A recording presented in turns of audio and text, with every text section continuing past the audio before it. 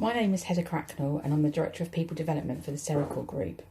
I've worked for the company for nearly 7 years but been in HR for 17 years.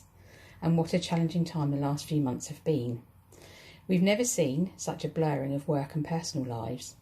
Rather than simply working from home, we're all trying to work in the midst of a global pandemic and lockdown. This has become the greatest workplace transformation of all time. The rules have completely changed and companies will never be the same in their approach to remote working, communication and technology.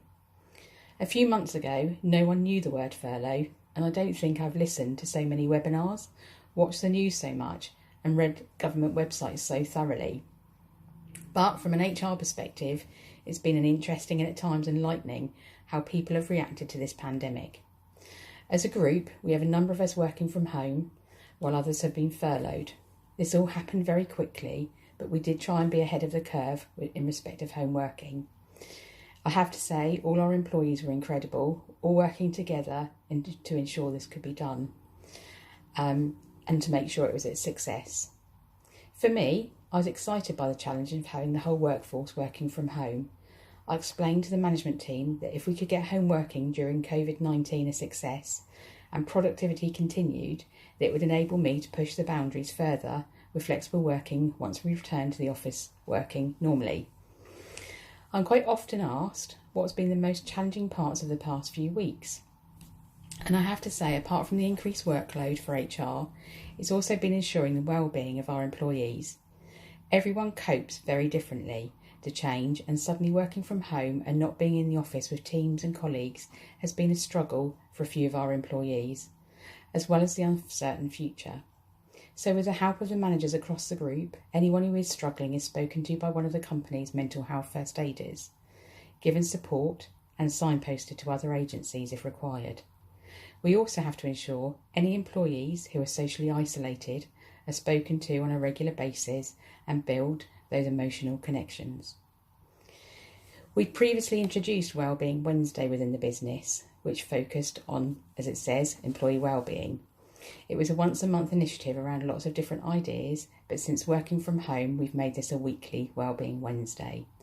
We encourage different ways of working, different ways people can exercise and learn and train, not just for work, but also for encouraging employees to broaden their thinking and learn different skills. Some of our employees are working at places such as local pharmacies and the hospital, as well as supporting neighbours who are shielding. It is great to see so many giving back to the local area. We also appreciate it's difficult for people who have young children or caring responsibilities at this time, which is why we've stressed about flexibility about working hours. It really does have to be about output rather than how many hours people are sat at the laptop each day. We've also had to think about how we communicate to everyone. I think we've all become experts at different virtual conference tools. Our CEO does a weekly video for the company, updating everyone on the business, what's happening, and key areas of focus for the next week. Team meetings are virtual with follow-up calls throughout the day and week to ensure that one-to-one contact is still maintained. We've introduced a virtual coffee break, where our employees can drop in and see familiar faces. Again, be updated about what's happening within each of the specific businesses, as well as having a laugh and joke, just as you would stood in the kitchen at work talking to your colleagues face to face. I have to say these have been really successful, and I'm certainly talking to more people than I usually do in the office. We're also hosting a group pub quiz over lunch and looking at other fun activities which will be carried out over the following weeks. This is to ensure that we continue connecting with our employees, not just on work matters. We also have to make sure everyone has contact details for the leadership team. That's so that they can, if they've got any queries or questions, they can come and make contact and speak to us. We're all approachable, we're all happy to have a chat and to listen to anyone's issues or concerns. It really is about still being a team, but working differently and remotely in these uncertain times. So, what have been the key learnings so far? I've had to really think about my own well-being. It was too easy in the first few weeks to continue to be sat at my laptop, not take a break and work into the weekend.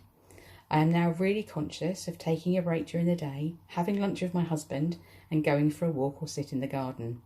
I have to admit I've had to work hard at this as I am a bit of a workaholic, but I am learning. We've also learned we don't need to be in the same building to be productive or to be a team. This pandemic has changed the way we'll be able to work, and I hope this will be the same for a lot of companies moving forward.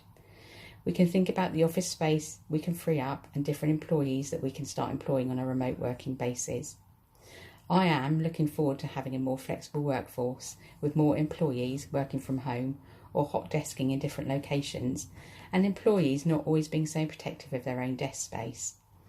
The focus will be about results and productivity, not about who works the longest hours, so an exciting time for employees and HR. The shared culture and community of the company is far stronger than I thought. Every single person matters. Everyone looks out for each other. Everyone is pitching in to make sure the business continues to achieve results and outcomes, as well as checking in on each other, which has proved to be so important at this difficult time. Employee wellbeing is the key as well to the future. It's not just our business, but all businesses. We do need to ensure we continue to create a healthy and productive workforce. This is about determining the long-term effectiveness, and we have to think about our employees' physical, mental, and emotional and spiritual well-being.